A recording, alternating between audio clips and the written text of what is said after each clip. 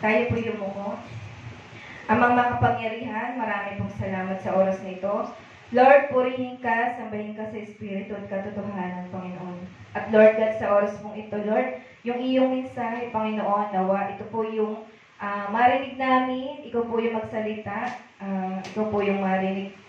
At Lord God, nasa likuran mo lamang po kami, Panginoon. At Lord God, ang bawat isa po na makakarinig nito, Panginoon, nawa maisabuhay po ito, Panginoon, at maipalaganap sa bawat isa, Panginoon. Lord, salamat pong muli. Ikaw yung aming pinupuri at pinasasalamatan sa oras na ito. Ito po aming dalang sa pangalan ni Jesus. Amen. Yan, sa oras pong ito, yan, maulan po, di ba po? Yan, maulan. Pero, sa kabila po ng mga ulan or bagyo na nararasan natin, narito po tayo, Panginoon. Narito po ang bawat isa nakarating na maluwalhati. Yan. Bali po, ito po yung ibinigay ng Panginoon para sa bawat isa na makakarinig. Sabi po sa Roma 13 verse 8, huwag kayong magkakaroon ng sagutin kanino man, maliban na kayo'y magmahalan sa isa't isa, sapagkat ang nagmamahal sa kapwa ay nakatupad na sa kautusan. Yan, ito po yung verse nating pagninilayan. Yan. Ito po ay pinamagatan kong, ang title po ay pinamagatan kong utang. Yan. Pamilyar po ba kayo kapag sinabing utang? Yan. Yan po yung mabigat na, magandang ipinagkaloob ng Lord sa oras na ito. Kapag sinabi po nating utang, marami po nakaka-relate. Yan. Pakisabi po sa katabi, mabe-bless ka. Kasi hindi ka na mangungutang. Yan. Sabi po dito, huwag kang magkakaroon ng utang kanino man, maliban sa saguting magmahalan sa isa't isa. Sapagkat ang nagmamahal sa kapwa ay tumutupad sa kautusan. Yan. Ang pinakamaganda po niyan yung, di ba po tayo po ay may utang sa Lord. Yung kanyang buhay, inialay po niya para sa atin. Yan, amen po ba? Sino po ang nakabayad na sa Lord? Yan. Ang Lord po hindi naniningil. Binigay po niya yan sa dakila niyang pag-ibig. Marami ka bang utang? Yan, tanong mo pakisabi sa katabi mo. Siguro po lahat tayo dito makaka-relate. Ito yung binigay na message ng Panginoon. Utang. Maiksi lang na pamagat. Yan, sabi po dito, mahabang listahan ng utang sa tindahan. Yan, nakaka-relate po ang bawat isa. Sa bangko, dahil sa credit card. Yan, kung sino po may mga ano sa bangko. Sa 5-6. Sa mga kumare, sa mga kumpare. Sa mga kaibigan. Sa mga ka-workmate. Yan po yung inaano natin yung pagka tayo ay nangutang. Sa nanay at tatay natin. Yan. Hindi lang po sa financial ang utang. Hindi lang po. Kasi po, mayroon din po sa spiritual. Maaring ngayon ay nagbayad na tayo ng utang sa ating bahay. Yan, may nakakarinig po. Okay lang yon kasi kailangan naman. Kasi depende po sa utang eh. Yung mga first na kailangan, yung mahalaga po para sa pangungutang natin. Pero kung utang ay dahil sa kapritsyo o inggit sa kapitbahay o yabang, ibang usapan na po yan. Amen po ba? Nakaka-relate. Kasi iba po yung utang na pangkailangan po, yung mas mahalaga, kumpara sa gusto lang natin o kapritsyo lang natin. Yan. Ano nga ba ang utang? Nakaka-relate po ba tayo? Pag sinabi po nating utang, ano po kaya ito? Yan, sabi po sa dictionary, ang utang ay halaga na kinakailangan bayaran ng isang tao. Amen po ba? Di ba po ito yung halaga na kailangan ng bayaran ng isang tao? Subalit may angkop na acronyms sa salitang utang. Yan, ito ay unang tugon sa anumang napipintong gastusin. Amen po ba? Dahil kapag wala tayong pera para matugunan ang ating mga pangailangan, kadalasan ang unang tugon natin ay hahanap tayo ng pwedeng utangan. Amen po ba? Di ba kapag nangutang tayo, kailangan hahanap talaga tayo ng tao na uutangan. Pero may nalimutan po tayo. Amen po ba? Kailangan po kapag tayo na kailangan, sa Lord muna tayo tatakbo. Hindi sa kapitbahay, hindi sa kaibigan, hindi sa kung kanino pa man. Yan. Ang gusto po ng Panginoon, sa Kanya po tayo lalapit.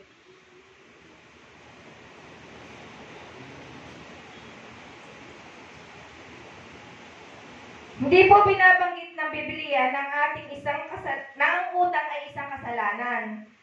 Subalit hindi ito minimungkahi ng simbahan. Di ba po, hindi naman sinasabi kasalanan ng mangutang, pero hindi din po ito minimungkahi ng simbahan. Yan. Sabi po dito, tandaan, mahal tayo ng Diyos, kaya siya nagbigay ng mga prinsipyo at panuntunan para sa ating ikabubuti. Yan. Ito po yung sabi sa Roma 13 verse 8. Nagbigay po ang Panginoon ng isang pamantayan o prinsipyo para sa ikabubuti ng marami, hindi po para sa sarili lamang. Yan. Sa verse po na yan, ito po yung pinabagatang utang. Ang tanong po dito, bakit po tayo kailangan ng utang? Yan. Ready na po ba kayo? Siguro marami nakakalit. Sabi po dito, wag po kayong tutulog kasi andyan po yung pinatutulog po tayo, pinahihimlay para hindi marinig yung Word of God. Yan. Ang una po, ang utang ay itinuturing ng pagkaalipin. Yan. Amen po ba? Yan. Ang utang daw po ay itinuturing na pagkaalipin. Sabi po sa Kawikaan 22 verse 7, ang mahirap ay bahagingan mo ng pagkain at tiyak na ikaw ay pagpapalain. Yan, di ba po? Kailangan natin na kung tayo ay may utang, tayo ay laging nasa posisyon ng pagkaalipin. Amen po ba? Sino po dito yung nangungutang? Yan, isa na po ako. Tayo po ay ito po pala isang pagkaalipin. Kasi po kapag tayo nangutang, ito po ay nasa posisyon ng pagkaalipin. Tayo po ay alipin sa taong ating pinagkakautangan. Amen po ba? At habang lumalalim o lumalaki ang ating pagkakautang, lalo ring lumalalim ang ating pagkaalipin. Yan, naalala po ba ninyo nung tayo ay? Di ba po yung mga tinubos ni Jesus Christ, yung mga naging alipin? Di ba ayaw po ng Panginoon na tayo ay maging alipin habang buhay? Amen po ba?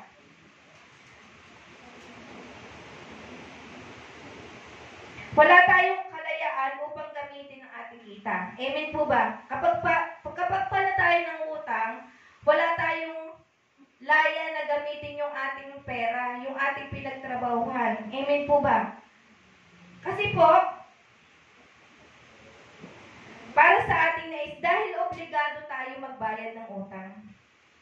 Amen po ba? Malaya po ba tayo kapag tayo ng utang? Di ba? Kapag tayo ng utang, yung sweldo natin, obligado tayong bayaran yung utang. Wala tayong malaya. Hindi tayo malaya na makapagbayad ng natin yung ating pinagtrabahuhan. Aminin man o hindi natin, hawak tayo sa leeg ng taong pinagkakautangan natin. Amen po ba? Yan po yung ayaw ng Panginoon. Kasi po, tayo may utang sa Panginoon, pero hindi niya tayo siningil. Hindi tayo niya siningil na sa ating mga pagkakautang, bagkos ibinigay ng Lord yung pagmamahal sa atin. May ipapakita po akong larawan na para po maunawaan natin o makita natin kung ano ba yung nangyayari sa buhay natin sa ngayon. Yan, di ba po may isang hari? May isang hari po na nagpautang. Ngayon, yung po taong ito, yung hindi nakakabayad, diba, nararanasan din po natin yan, di ba po? Yung hindi tayo makabayad. Pero ang nangyari po, dahil mabait ang Panginoon, mabait yung hari, yung tao na hindi nakabayad ng utang, humingi siya ng tawad o lumuhod siya sa hari para sabihin na hindi siya makakabayad ng utang. Pero dahil po sa dakila ang Panginoon, pinatawad siya o hinayaan siya na hindi makabayad ng utang. Pinatawad siya. Ngayon sa isip po natin, kapag tayo nangutang, hindi lang po sa pinansyal, ano po yung gagawin natin kapag tayo ay pinatawad ng isang tao o hinayaan tayo ng isang tao na hindi tayo makabayad ng utang? Di ba napakahirap po nun sa isang tao? Ngayon, dahil sa pinatawad tayo, kailangan po natin na magpatawad din. Yan, yun sa kwento po na ito, yung isang hari, pinatawad po niya yung nangutang sa kanya na hindi na pagbayarin. Ngayon po, itong lalaki na nangutang, may umutang din sa kanya. Ngayon, yung umutang sa kanya, nakita nung lalaki, pinilit siya na bayaran yung utang. At ito po yung ginawa niya, sinakal. Dahil hindi nakakabayad ng utang. Siya po yung pinatawad, Pero ano po yung ginawa niya doon sa tao din na inutang niya? Humingi din po ng tawad sa kanya. Pero kaibahan doon sa nangyari sa kanya. Kasi po ito, inano niya yung nirahas. Sinakal niya imbis na patawarin. Yan. Ito po yung pagkakaiba na kapag tayo ay may pagkakautang, kung ano po yung ginawa sa ating kabutihan, dapat gawan din natin ang kabutihan doon sa iba. Amen po ba? Kasi po kapag tayo nasa posisyon niya at pinatawad din natin, dapat i-share po natin yung blessing.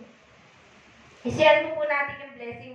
Pero ang ginawa po nitong tao ito, hindi niya i-share yung blessing. Kung ano yung pagkatao niya, yun po yung nakita. And amen po ba? Yan. Tayo po kasi naging alipin ng kapag tayo yung nangutang. Kailangan po pala ang gusto ng Lord kapag tayo ay nagkasala sa atin ng isang tao, kung ano yung ginawa ng Panginoon sa atin, gawin din po natin yung sa kapwa natin. Amen po ba? Yan, nakaka-relate po.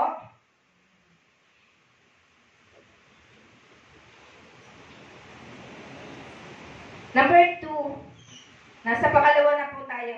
Ang utang ay tinuturing na sumpa. Yan. Una po, alipin.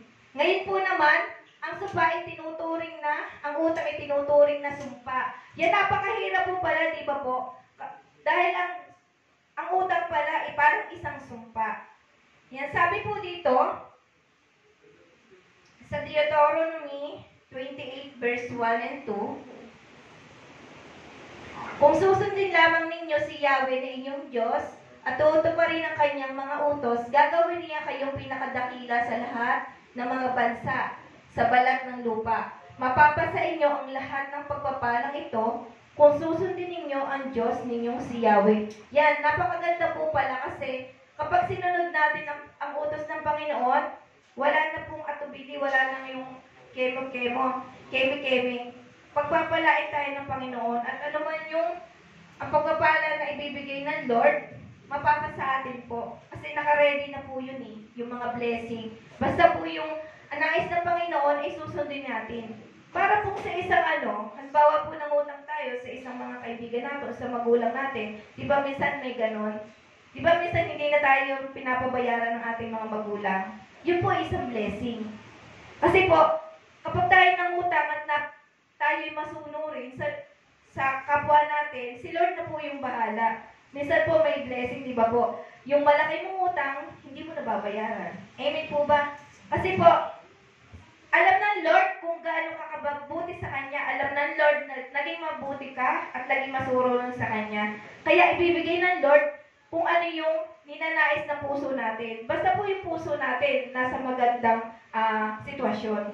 Yung mabuti, yung hangarin natin sa kapwa, mabuti rin yung hangarin natin para doon sa tao na pinagkakautangan natin.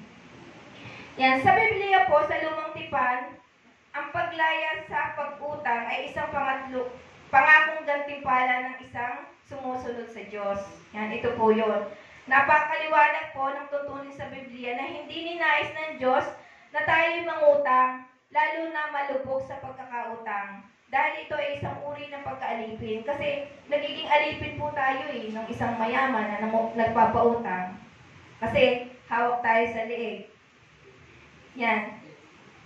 Hindi ito uri ng buhay na disenyo na gusto ng Panginoon. Para sa kanyang mga anak, amen po ba? Halimbawa po, tayo ay may pagkakautang at hindi pa tayo nakakabayad. Di ba po kapag nakita natin yung isang tao na makakasalubong natin, ang taong pinagkakautangan sa palengke, di ba iiwas tayo?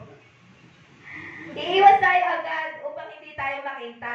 Di ba po, ang hirap ng buhay na gano'n kasi may iniiwasan tayong tao. Siyempre, may utang tayo sa isang tao, nakita natin, kaya ba natin harapin kasi hindi pa ako nakakabayad Iiwas tayo. Yun, mahirap po yung sitwasyon na yun.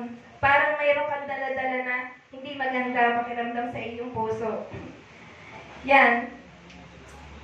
At kung may hihilingin siya sa atin, hindi tayo makakatanggi. Amen po ba? Siyempre, pag may utang tayo sa isang tao, kapag siya'y humiling, kahit hindi mo maibibigay, hindi ka makakatanggi. Kasi may utang na loob tayo May utang tayo sa kanya Kinakailangan mo na sumunod kahit labag naman sa iyong puso. Yan. Yun po yung mahirap na ayaw ng Panginoon. Na ganun yung ating pakiramdam. Ganun yung ating sitwasyon. Na hindi maganda sa pakiramdam yung ganun. Ngayon po, sabi po sa verse na to, hindi ito ang uri ng buhay na ninais ng Diyos para sa iyo at sa akin. Hindi lang po sa akin o para din po sa atin. Ang pangako niya, kung tayo ay susunod sa Kanya, sabi po dun sa verse nga na 13 verse 8, ang mga tuntun, hindi tayo mangungutang, kundi tayo ay magpapautang. Amen po ba? Sino po dito yung gustong magpautang kaysa mangutang? Pakisabi po sa katabi, tayo na yung magpapautang. Yan ang uri ng pinagpapala. Yan, maganda po pala yung tayo yung nagpapautang, tayo yung nagbibigay. Tayo yung nagnanais ng nanguna. Kasi po, siya po yung pinagpapala. Siyempre po, kapag tayo yung laging aasa na lang, o lagi tayong mangungutang, wala tayong mapagpapalang ibibigay ng Lord. Pero po yung tao na nagsasakripisyo na para magpautang o para pasaya ng isang tao, yun po yung pinagpapala. Kaya magtaka po kayo, minsan, kahit ang dami-dami ninyong kayamanan or nakakaano kayo sa buhay, kapag ikumpo tayo, kahit po anong gawin natin, hindi tayo pagpapala ng Diyos kasi nasa inyo na lahat yung pagpapala, nauna na Kaya lang ganun tayo. Pero ang mas maganda po niyang mayaman na tayo, pagpapalain pa tayo kasi tayo, giver.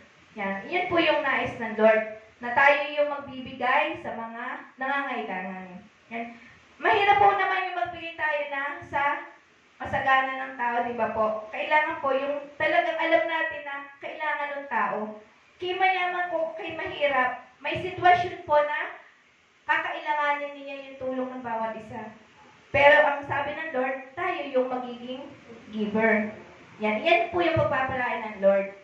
Sa bawat, hindi pa po yan alam ng bawat isa, kahit po nandito tayo. Yan, sino po dito yung alam na yan. Kaya mas maganda po talaga yung giver ka. O wag po tayong tutulog. Kasi ito po, nangyayari ito po ito sa buhay natin. Sabi ng Panginoon, ayaw niya na maging ganyan yung mga anak ko. Amen po ba? Para po sa isang magulang, tumatayong bilang Panginoon, yung ating mga magulang, ayaw po niya na tayong mga anak niya ay laging mangungutang kasi sakit po yan ng ulo. Yan. Sabi po dito, sa ngayon po, tanungin mo ang iyong katabi, malaya ka ba o nakalubog? Yan. Di ba ayaw natin ng nakalubog? Kasi hindi na tayo makahinga. Yan. Sabi po naman, hindi naman po kasalanan yung mga utang, pero hindi po ito inaano ng Biblia. Nakarelate po ba? Yan. Pangatlo po,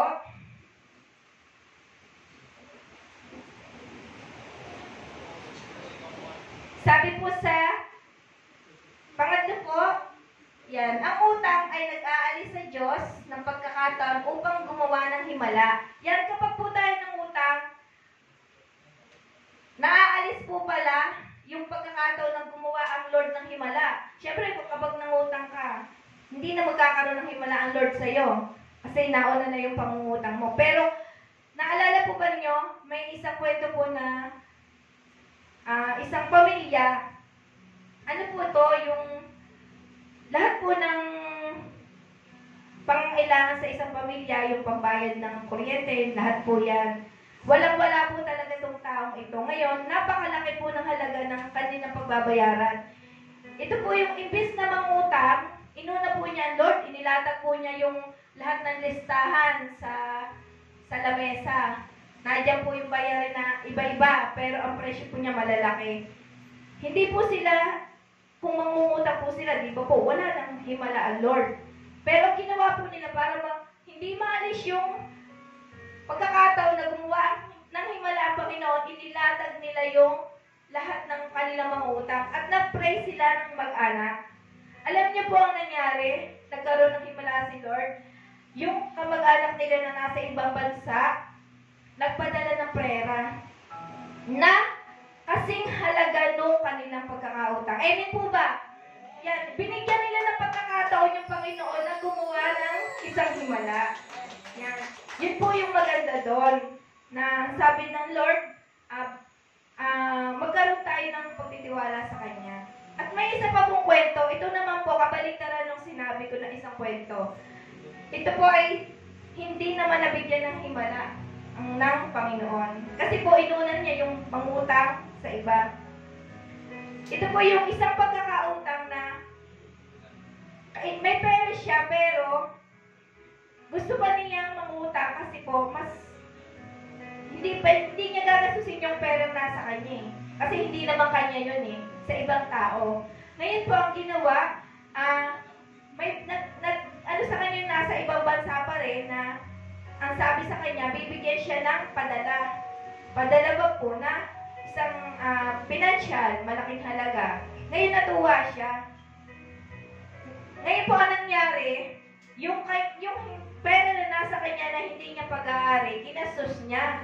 Inuna niyang gastusin sa mga luho niya at lahat ng yon ginastos niya. Kasi may inaasahan siya eh, hindi sa Lord.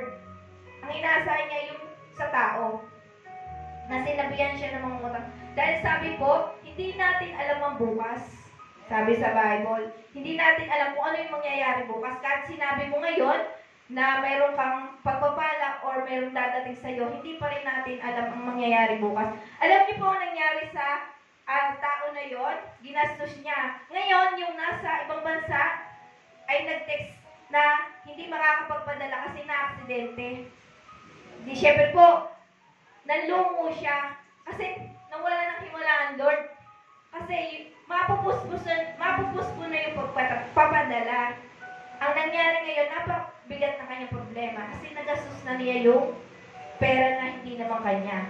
Yan yung pong sinasabi ng Lord na ang utang ay nag-aalis sa Diyos ng pagkakataon upang gumawa ng himala. Huwag po nating pangunahan yung sinabi at ang Lord.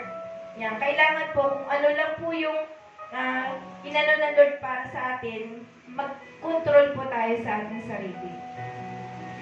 Ang utang ay nag-aalis sa Lord ng opportunidad o pagkakataon upang gawin ang himala. Nangako ang Diyos sa atin na kung tayo ay may pangangailangan, lumapit lamang tayo sa Kanya at siya ang tutustos nito. Yan po yung sabi ng Panginoon. Ipinangako rin niya na kung hahanapin natin ang Kanyang kaharian at kaluwalhatian, ang lahat ng bagay ay mapapa sa atin. Siyempre, kapag hinanap natin yung ng oportunidad ng Panginoon, matatagpuan natin. Pero pag hindi po natin ito hinanap, hindi po natin ito matatagpuan. Kasi po lahat ng blessing, yung lahat ng hinahanap natin sa Panginoon, idadagdag niya sa ating pangangailangan. Amen po ba? Nakaka-relate po. Kaya po yung utang na tinatawag ay yung po na nagiging alipin tayo. Kaya mas maganda po pala yung hindi mangutang. Yan, ano pong gagawin natin? Siyempre po, unahin natin yung sa Panginoon, tumawag, nabigyan tayo ng trabaho or hanap buhay. Yan. Subalit may isang katotohanan na kung tayo mangungutang, kailangan natin itong isa puso. Yan. Di ba po kapag sinabing utang, kailangan natin maisa puso. Hindi po nagbasta tayo ng utang sa isang tao. Di ba po sabi ng Lord, kapag tayo ng utang, di ba po tayo may utang sa Panginoon, ano pong gagawin natin? Di ba ang laki ng utang natin sa Panginoon? Yung buhay po natin, utang po natin ito sa Panginoon. Pero ang Panginoon po hindi naniningil, kundi tayo yung dapat na lumapit sa Panginoon upang humingi tayo ng tawad sa Panginoon. Amen po ba? Yan, kasi napakadakila ng Panginoon. Sino kaya po ang tao na makakagaya sa Panginoon? Na kapag may utang ang isang tao, hindi lang po sa financial kapag may kasalanan ng isang tao at handang humingi ng tawad, ready po ba tayo na magpatawad? Yan po yung nais ng Panginoon. At kung tayo naman po ay may pagkakautang financial, kailangan po natin itong bayaran. Kasi po, pinaunlakan tayo, binigyan tayo ng pagkakataon na isang tao upang maibisan yung ating pangangailangan. So, gantihan po natin ito ng kabutihan. Kasi sabi po sa taong masama, kapag nangutang, hindi yan babayaran. Pero sa taong mabuti, kahit po tayo may utang, i-gift na po yan. Kasi po, nagmahal po siya at nagpatawad. Yan. Sabi din po dito, maging mapagpasalamat palagi habang naghihintay sa mga gawain ng Diyos bawat araw. Lagi po dapat tayo maging magpagpasalamat, sabi ng Panginoon, habang naghihintay tayo sa bawat araw. Huwag pong mawala ng pag-asa, manumbalik sa Diyos at muli basahin ang kanyang mga salita. Yan po yung pinararating ng Panginoon. Na yan po utang, anuhin po natin na tayo nagiging alipin. At itong utang din po ay isang pagsumpa. Yan, nakakatakot po pala. Tayo alipin. Kasi yung mga taong pinagkakautangan natin, hawak tayo sa liig. Yan, hindi tayo magkaroon ng laya para tayo ay magamit natin sa tamang paraan yung ating pinaghirapan. Ito ang magliligtas sa atin sa pagkaalipin at sumpa na pagkakautang. Yung huwag tayo mawala ng pag-asa at manumbalik tayo sa Panginoon. Kapag tayo nangutang ngayon, sino sa akala natin na may pera tayo sa kinabukasan? Di ba po, kapag nangutang tayo ngayon, akala natin may pera tayo sa kinabukasan? Hindi po natin masasabi na ang bukas kung ano ang mangyayari. Yan. Gaano ka kasiguro natuto pa rin ng kamag-anak mo na nasa abroad, ang pangako na niya na magpapadala. Di ba po yan kapag tayo ng utang? Kaya huwag nating pangunahan ng bukas sa pamamagitan ng pangungutang. Lalo nating pinahihirapan ng ating puso at kaisipan. Yan. Maaari po natin i-enjoy natin ang panandaliang bagay na kapag tayo ng utang. I-enjoy natin, di ba? Kapag panandaliang bagay, oras lang yun kapag na tayo ng utang, i-enjoy lang natin, panandalian. Subalit pagdating ng mga bayaran, nakakasakit sa puso at sa bulsa. Amen po ba? Halimbawa, pag tayo ng utang, panandalian lang saya. Pero kapag bayaran na, masakit na po sa puso at sa bulsa. Amen po ba? Sino pong nakaka-relate dito? Yan, naranasan na po namin yan. Yung ganan. Pero, yun po pala ay hindi dapat, ayaw po natin na mangutang tayo lagi, di ba po? Amen po. Sino po dito gustong lagi mangutang? Amen. Di ba po? Wala. Pero, nangyayari po yan kapag tayo gipit. Pero sabi po, hindi masamang mangutang sa pangangailangan dahil kailangan po yan. Pero kailangan lang po natin isa buhay, sabi ng Panginoon, isa puso. Kasi kapag tayo nangutang, o kapag tayo na nagkaroon ng kasalanan spiritually, kailangan natin humingi ng tawad at magpatawad. Kagaya po ng nasa kwento kanina na kung ano po yung binigay binigay sa iyo ng Lord na pagpapala, i-share mo din sa iba. Kung ano yung ginawa sa iyo ng Lord na kabutihan, i-share mo din po sa iba. Huwag po natin kayanin yung ginawa ng isa kanina na pinatawad na nga siya, ginawa ng kabutihan, pero ginawan pa rin niya ng kasamaan yung isang tao. Yan, sabi po dito, sa buhay lang natin ang utang natin sa Diyos na ibinigay dahil sa dakila niyang pag-ibig sa atin. Kaya pala, pahalagahan natin at pasalamatan kung ano po yung nagawa ng Panginoon sa atin. Di ba po, spiritually, kapag tayo nagkaroon ng kasalanan, humingi po tayo ng tawad, at tayo din po magpatawad. Yan, amen po ba? Nakarelate po ba tayo? Isang maiksing lang po na ibinigay ng Panginoon na ayaw po ng Panginoon na tayo ay puro na lang utang. Mula bata hanggang sa pagtanda, wala tayong naipakita sa Lord na binigyan siya ng space o binigyan siya ng pagkakataon na mabigyan tayo ng himala. Kung palagi tayo mangungutang, walang himala si Lord na ibibigay sa atin. Kundi, pagsisisihan natin sa huli. Pero kapag binigyan natin ng chance na magkaroon ng himala si Lord sa buhay natin, magkakaroon tayo ng pagpapala na marami tayong matutulungan at marami din tayong mapapalago na spiritually. Hindi lang po sa financial itong sinasabing utang, kundi yung utang na spiritually. Yung kailangan nating humingi ng tawad, magpatawad, magbigay ng blessing, kung tayo may nakakatanggap, sharing sa ating kapwa. Hindi lang po yun financial at hindi lang yung kabutihan, kundi yung salita ng Panginoon. I-share natin yung kabutihan ng Panginoon, yung salita ng Lord sa bawat isa. Ngayon na po, hindi na po natin kinakailangan bukas, sa isang buwan, sa isang taon, kundi ngayon na po, paglabas natin, marami po tayong makakahalubinong tao. Kasi po, sabi ng Lord, kung tayo'y gagawa ng kabutihan, hindi na natin sasabihin yung oras, yung panahon, kundi ngayon na po. Kasi marami po ang nangangailangan at marami pang hindi na-sharean ng salita ng Lord. Marami pa pong hindi nakakaalam nito. Yan, may natutunan po ba kayo? Yan. Ngayon po, ang gusto po ng Panginoon sa atin, magtiwala lang po tayo sa Kanya ng buong puso. Magtiwala tayo na lahat ng pangangailangan natin, kapag susundin po natin yung kalooban ng Panginoon, mangyayari po yung himala sa ating buhay. Amen po ba? Sino dito yung magpapautang na? yan po yun na kailangan natin gawin ito na may ngiti. Ngumiti po bawat isa. Ngiti sa ating puso at luha. Luha ng saya. Kasi po kapag tayo nagpautang, mayroon po tayong ngiti, may saya. Kasi ang sarap po sa pakiramdam, yung nakatulong ka sa iyong kapwa. Amen po ba? Ang saya po ng pakiramdam ng walang nagpo-question sa'yo. Ang sarap po ng pakiramdam na malaya tayo makapagbigay. Kasi kapag po tayo nangutang, hindi tayo malaya makapagbigay.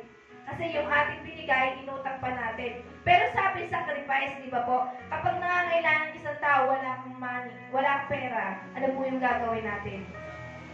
Di ba? Nag-sacrifice kang mangutang para sa ikabubuti. Nag-sacrifice kang mangutang hindi para sa sarili mo. Nag-sacrifice kang mangutang para sa pangangailangan ng kapwa natin na nangangailangan ng tulong. Amen po ba? Sino po dito yung nakaka-relate na may trabaho na nagsweldo? Ano po una natin ginagawa? Yan, amen po ba? Ito po yung natutunan ko sa kapag tayo nagsweldo noon. Siyempre, noong wala pa tayo sa Panginoon, hindi po ito maiisip ng isang tao. Kapag tayo po ay kumita o nagsahod na, una po nating aalsin, huwag po nating kukwentahin yung para sa Lord. Yan, ito po yung natutunan ko. Kapag tayo kumita na, ibukod po natin yung para sa Panginoon. Kahit hindi man natin maibigay agad-agad, pero naka-safety po yun para sa Lord. At saka na po natin kwentahin yung pangailangan natin at may himala, Panginoon. Kasi lahat ng iniisip mo at nagiging balakid sa isip mo, may isang himala ang Panginoon na mangyayari. Nangyari na po ba ito sa inyo? Yan, maganda po yung nakaka-relate nung gano'n, yung nangganap sa kanya o sa inyo o sa atin, yung gano'ng pagkakataon. Yan po yung inano ng Panginoon sa atin na hindi lang po yung mangutang tayo para lang sa kapritsyohan natin. Amen po ba? Sino dito yung one day millionaire? Bukas wala na. Mangungutang na ulit. Yan lang po naman, nararanasan natin ito. Wala pong hindi. Naranasan man natin. Pero sabi ng Lord, susubukan kita kung paano mo harapin yung problema na to. O kung paano ka gumawa ng paraan sa ikabubuti. Di ba ba, amen? Ang kalimitan po dito na naaano natin yung mga nanay. Kasi siya po yung nagbabudget ng pangailangan. Pero mga tatay, easy lang po yan. Amen po ba? Sino nakaka-relate? Pero minsan naman po, may baliktad. Yung tatay, yung nag-manage ng pagbabudget ng pangailangan at yung nanay naman ang hindi. Pero kalimitan po talaga mga nanay. Yan. Nararanasan ko po yan. Kaya ang pinakamaganda pong sinabi ng Panginoon sa atin, bigyan natin siya ng pagkakataon na magkaroon ng himala sa ating buhay. Amen po ba? Yan. Pakisabi sa katabi mo, mabe-bless ka ngayon. Kasi hindi ka na mangungutang. Yan. Ang pinakamaganda po dito, kahit tayo walang trabaho, kahit tayo may trabaho, mahirap ka man o mayaman, isa po yung gagawin natin. Yung magtiwala na po sa Panginoon. Amen po ba? Kahit wala po yung sinabi nga po kanina ni Pastor, kahit walang trabaho, pero kaya mo magbigay sa Lord. Amen po ba? Paano po natin magagawa yun? Ang sabi po ng Panginoon, kapag tayo walang trabaho, may nagbibigay sa atin, hindi ba po? Amen po ba? May nagbibigay, kahit tayo walang trabaho. Yung ibinigay sa'yo, yun ang isakripisyo mo sa Lord. Kahit wala ka trabaho, di ba? Binigyan ka ng Lord ng isang himala sa buhay mo. Pero kinakailangan nating magtrabaho. O kung hindi naman lahat may trabaho, amen? Pero gagawa ka pa rin ng paraan para sa Panginoon. Yan. Kailangan lang natin yung pangungutang, hindi po yan isang kasalanan. At hindi rin naman po inaano ng simbahan. Pero ang pangungutang po, sa pinakamahalagang bagay, magagamit natin.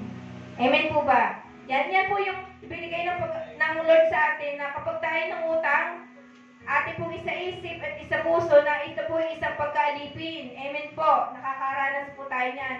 At ito din po ay isang sumpa. At ganoon din po, ito po ang nag-aalis sa Lord upang magkaroon tayo ng isang himala. Amen po ba? Hindi po, ang lahat po ba ay nakarelate? Yan, kahit po mga estudyante, mga magulang o mga lola, yung mga walang trabaho, lahat po magagawa natin yan. Basta bigyan lang po natin ng puwang si Lord sa ating buhay. Yan, dahil magkakaroon po tayo ng isang himala. Hindi po yan himala na isang ganun lang, humingi ka sa Lord. Andyan na yung fried chicken, andyan na yung, hindi po ganon. Ang isang himala po kung ano yung gagawin ni Lord sa buhay mo. Kung yung mga problema mo masosolve niya, kasi idinulog natin sa Lord. Yung financial, yan po yung pinakauna yung financial. Amen po ba? Sino po dito hindi nangangailangan financially? Yan, di ba po lahat?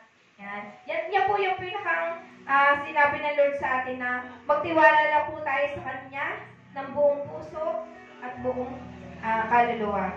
Yan. Maraming pong salamat. At bago po tayo magtapos sa oras na ito, manalangin po muna tayo.